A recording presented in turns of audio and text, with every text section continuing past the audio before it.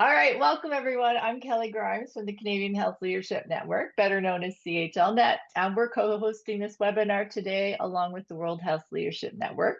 We want to begin by respectfully acknowledging that we're hosting today from Canada on the traditional territories and ancestral lands of the Indigenous, Métis, and Inuit peoples of Turtle Island. I invite you to take a moment to reflect on the lands from which you are participating from around the world and pay respect to the earth that nourishes life. Let us reaffirm our commitment to forging culturally safe, inclusive, and respectful relationships in our pathways towards reconciliation and the betterment of the planet and its peoples. So if you're new to this collaborative experience, the World Health Leadership Network, it's a concept born from the experiences of CHLNet that began 15 years ago. So there's been a guiding coalition of the willing, busily in the backgrounds working on this. There is a YouTube channel with past events and resources that I'll pop into the chat afterwards. And again, welcome. And we are looking forward to hearing your ponderings on these topics on leading in adversity in complex times. And I'm now going to flip it over to Kirsten, who's going to do some scene setting. Great, thanks so much, Kelly. Welcome everyone. Welcome to the people that are new to WHLNet broadcasts and people that are experienced WHLNet broadcast attendees. Today, we're taking a slightly different approach in how we're delivering this broadcast, because normally we'd have a panel session up front and then we'll go into breakouts. But this time we're flipping it around, where we're not putting anyone forward as necessarily absolute experts in this given topic. What we want is a more free-flowing discussion in your breakout rooms. So please feel free to really fully participate in this event and share your insights and your experiences. The title of today's event is Leading in Adversity and Complex Times, and this was a theme that came out of feedback that we got from the broadcasts last year, as well as a survey that we ran over summer. And we thought that actually this is a really important theme to explore, because many healthcare systems, if not all, are facing mounting pressures from workforce shortages, financial strain, political uncertainty, rapid innovation. And so leadership can really be tested in these sort of circumstances, not only by the scale of the challenges that people face, but also the need to maintain trust and integrity and compassion, while also safeguarding one's own well-being and the well-being of others. As such, this particular session is going to explore three themes. One is around leading with compassion and how compassion can strengthen resilience and performance. The second one is around leading with integrity and how integrity underpins trusted leadership and positive cultures. And the third one is around leading to support staff well-being, and how supporting staff well-being is both an ethical responsibility, but also essential for safe, high-quality care. So we hope you enjoy participating in each of these sessions. I'm going to ask each of the facilitators for these sessions to quickly introduce themselves briefly, and also introduce why they feel that the particular topic that they are responsible for facilitating this afternoon is important. So the first one is Vijay Agarwal and Bill Thole. Vijay, would you like to go first? Let me push this off because, so I'm Vijay Agarwal from India, and I'm a pediatrician by background. And I have been in the healthcare now for more than 50 years. As a practicing pediatrician, and then I did indulge in a lot of social pediatrics. Then I have been into hospital administration strategy. And now for the last 10 years, I am with this organization called CAFO, which is to really promote patient safety and quality. And I feel that especially while promoting patient safety and quality, you realize how complex our environment of healthcare has become, and to navigate that, to really promote patient safety, I think compassion is one thing which is hugely needed in leadership. The typical ways have not worked. So thank you. I'm looking forward to this session, please. Hello, everybody, and good day to everyone. I'm Bill Thal, and I'm in Canada, Ottawa, Canada. And my background, I'm currently an associate professor part-time at McMaster University. And prior to that, I was CEO of a number of national health organizations and helped, with Kelly's help, to get CHLNet going back in 2009. I'm a health economist by training. And the reason I found compassionate leadership and compassionate leadership so important is that my colleague Graham Dixon and I have written a couple of books on leadership, leads, and importantly, in a caring environment. In other words, leadership is all about, and then what distinguishes maybe health leadership from other areas of leadership is that we like to think that we work in a caring environment. And post-COVID, it doesn't seem so caring or so compassionate. Here in Canada, we've got, like many other places, serious problems or challenges around burnout, professional burnout, retention and recruitment are major issues and challenges for our country, and it's taking a toll. And so I think it's appropriate for us to kind of do a deeper dive on what does it mean? What does it look like to see compassionate leadership in practice? Brilliant. Thank you very much, Bill. And so the next breakout session is going to be around leading with integrity. Lorena and Neil, can I ask you to quickly introduce yourselves and why the topic's important to you? Yeah, thank you. I'm Lorena Cifuentes from Chile, from Universidad Católica. I'm a pediatrician, and I'm currently the Continuous Quality Improvement Coordinator at the Faculty of Medicine. And I was the postgraduate director until January of this year. I was the director for 6 years. And I'm also a teacher for evidence-based medicine for the residents and in the medical leadership diploma at the Faculty of Medicine and in an academic leadership course for medical specialties. Regarding our session, we are really facing challenging times now all over the world, where integrity is sometimes really being threatened by different circumstances, and especially when you have a role as a leader. Hi, my name is Neil Grunberg. I'm a medical psychologist and neuroscientist. I'm a professor at the Uniformed Services University in the United States, where I'm a professor of military medicine, emergency medicine, neuroscience, as also I'm a professor also in our graduate school of nursing. My opinions and comments today are my own and are in no way reflecting those of the United States or the Department of Defense. Sadly, I need to say that today. And that is why I believe this topic of integrity in healthcare leadership is so important. Unlike any time in the past, we are facing in the US and around the world misinformation, disinformation, and lack of integrity with regard to information that affects people's healthcare, sharing of information, and the like. So what I'm looking forward is to hear the perspectives of valued colleagues, particularly working for the first time, partnering with Dr. Cifuentes, to understand, do others also share this concern? And if so, what do we do about it? Thank you so much. And thank you, Kirsten, for allowing me to participate today. Thanks so much, Neil. Our third breakout session is around leading to support staff wellbeing. And we've got Andrea and Anne facilitating that session. Andrea, would you like to introduce yourself and why this session is important to you? Yes, thank you, Kirsten. Hello, everyone. I'm very happy to participate today. I am a dentist from Chile. I work right now as a surveyor of healthcare institutions to provoke to them accreditations. And I am very interested in this topic, particularly because I was once a student of a medical school too, before becoming a dentist.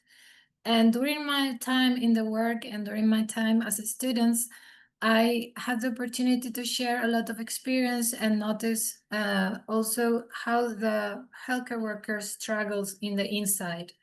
So also later in work, I have seen in quality systems in healthcare that always the attention in patient is obviously important, but one of the important parts that is the healthcare worker force is a little bit, let's say, forgotten.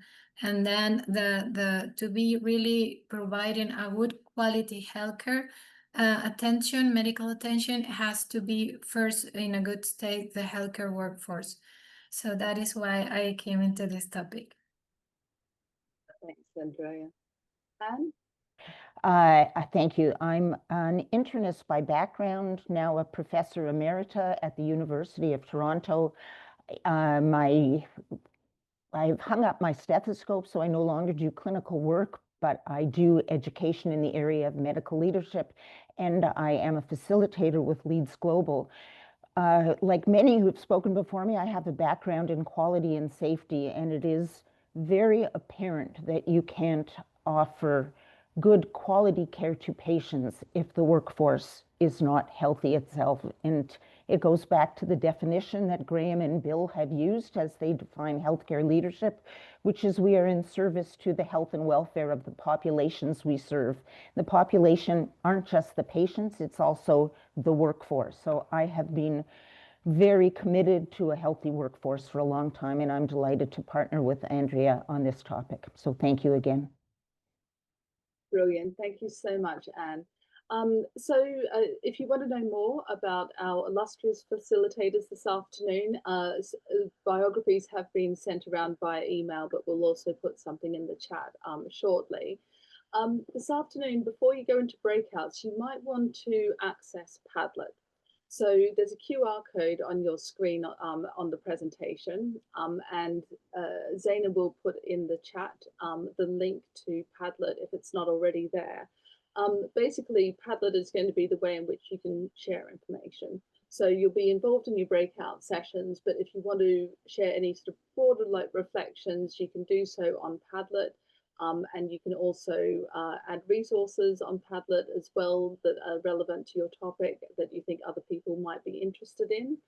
So I invite you now to click on the QR code or use the QR code with your phone, or access the web link that should be coming up in the chat if it hasn't already, to access Padlet. I'll just give a minute to do that, and then I'll just briefly show you Padlet. Okay, I'm going to assume that if you're using the QR code, you've had a chance to click on the QR code, and if not, you'll be able to access via the link.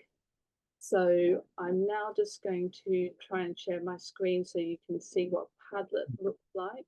So hopefully everyone can share that, and there's already some people that are adding comments. So if you want to add more comments, you can add a post to the particular section by clicking the plus sign, and then you can type in a subject, and then you can write something, and then you can publish it. And it will add to that particular stream of conversations. You can see my comment has come up there. So please do feel free to add any comments and any resources that you want to share to the Padlet as we go. Okay. And if you run into any problems, then you can always choose to use the chat function. It's just that the chat function isn't available us to kind of, access when you're in your breakout rooms after the event. Okay, so hopefully everyone's accessed Padlet and you've received those introductions from our facilitators. We're now going to send you into the first breakout. Each of the breakouts are 30 minutes long, and we have put you into breakouts according to the preferences that you have chosen when you signed up. And Zaina will give you a warning, about a 1-minute warning, when the first session is going to end, and we'll come back to the main room. Zaina will sort everyone out to go into the second breakout round and then bring you back, and we'll have reflections at the end. So I very much hope you will have really interesting and informative discussions and enjoy the next hour. So I will see you in an hour. Thanks, Zaina. Please send everyone into the main room, or breakouts rather.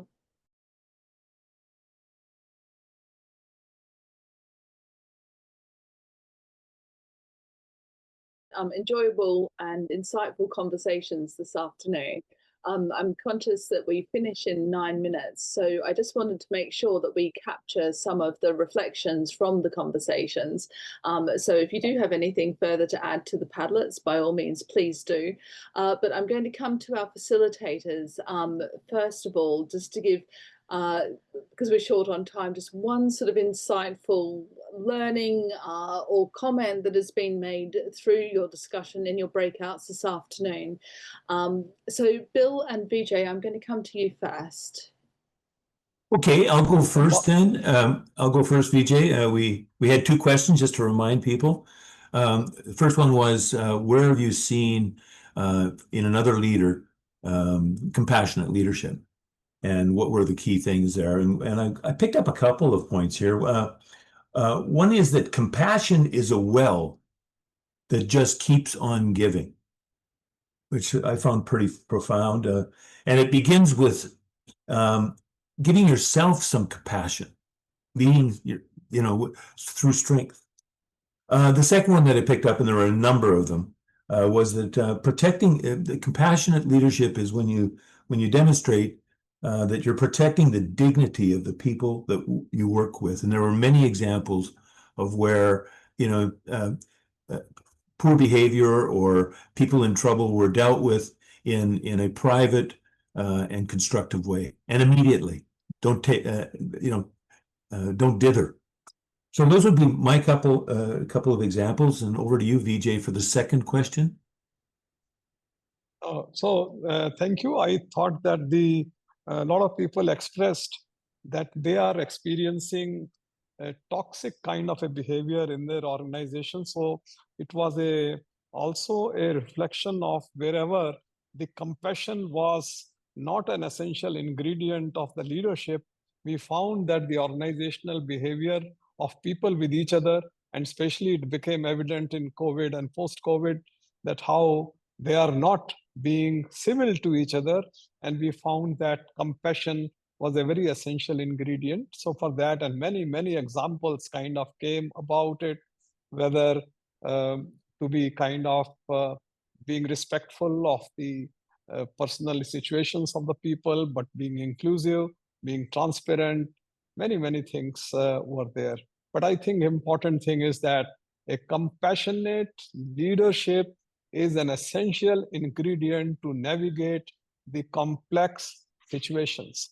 It is not a kind of a angry outburst which makes the atmosphere even more intolerable for the people. To bring out the best in the people, you need to be compassionate. First, Tim, can I just add one more that I think is really important, and that's this, and it's Vijay that actually shared this with me, or with us, is that compassionate leadership, leaders take the blame when things go sideways, and they share the credit when things go well, with the additional point that credit is infinitely divisible. Brilliant. Thank you very much, both. That's really important points. Thank you. I'm going to come next to Lorena and Neil to share their reflections on their session about leading with integrity. One key point from both of you. Thank you, Kirsten. Well, we are in different countries, in different institutions, but it's really interesting to realize that it's so important to really promote a culture of integrity, because integrity is the cornerstone of the trust, and it has a really big impact on everything, even on patients' outcomes. So I would like to highlight that. Culture of integrity, very important. Neil, I hand it to you. Thank you so much, Lorena. Terrific conversations. Thank you all for participating. So I want to just build on that with another point that kept coming out.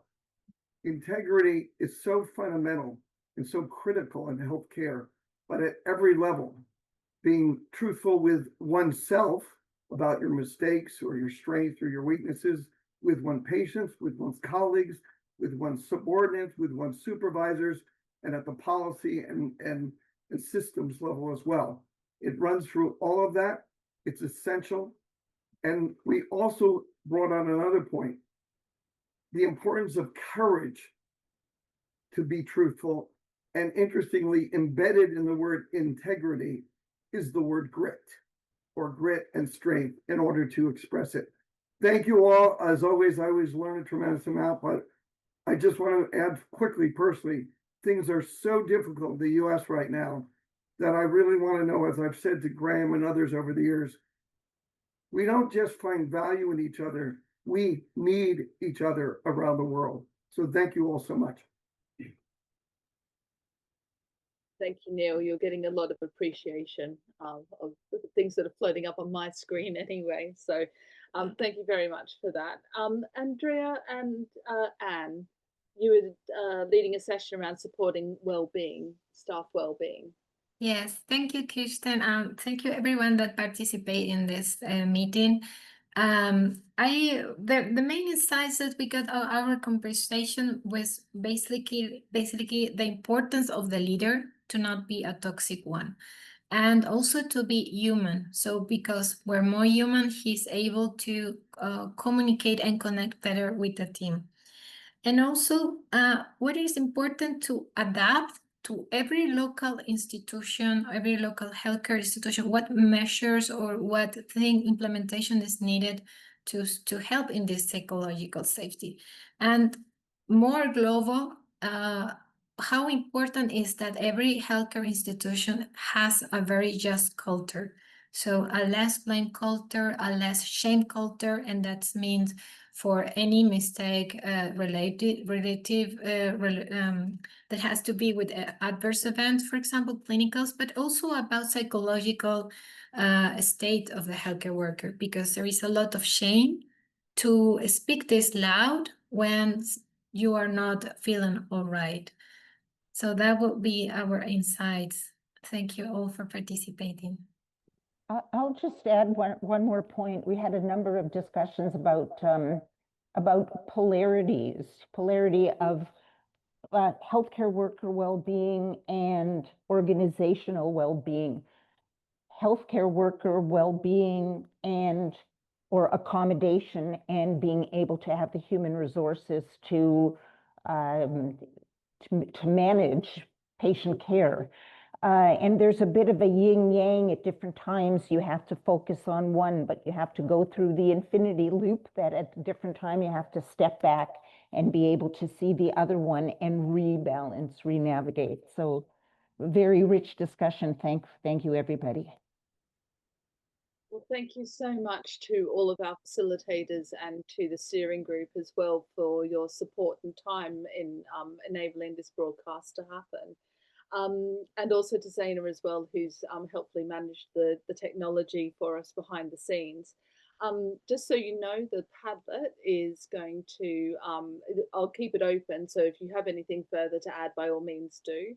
In the next week or so, we will get the recording up online. We will also get a sort of a blog, I guess, as a sort of summary of the session and the resources that you've kindly shared as well.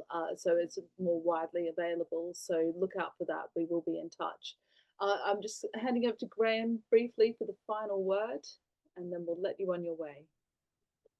Thank you, Kirsten, and thanks everybody for such rich discussions. I wish I could have gone to the third group as well as the two I had the privilege of attending, because the depth of discussion was marvelous.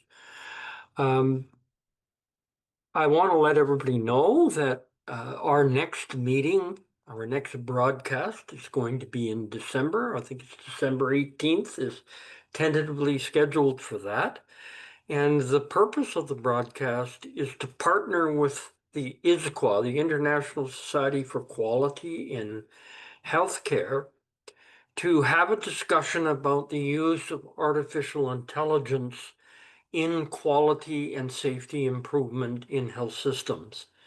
They just completed their annual conference in Sao Paulo recently and had a full-day workshop on that topic. And we are going to collaborate with him to present on that topic in December. AI is here. It isn't waiting to be here. It is here, and it's here big time. And we all have to figure out how to work with it now, not 6 months from now. And if I may just say one more thing, in addition to thanking again all the facilitators, You know, the attendance today and the success of these events is really highlighting how leadership in healthcare has become more and more important, particularly since COVID-19 and the epidemic in 2020, 2021. The world is changing very dramatically, and our capacity to lead is being taxed. These sessions are very important for us to build our own strength and our own capacity to be more effective in serving the patients we're there to serve. So, I just want to finish by thanking all of you for attending. It is really, really important for us. Thank you. Have a good day or evening wherever you are. Thanks you, everybody. again. Thank Thank you. you. Thank you. Bye. Thank you. Thank you, Bye. madam. Thank Thank you. you. Bye bye.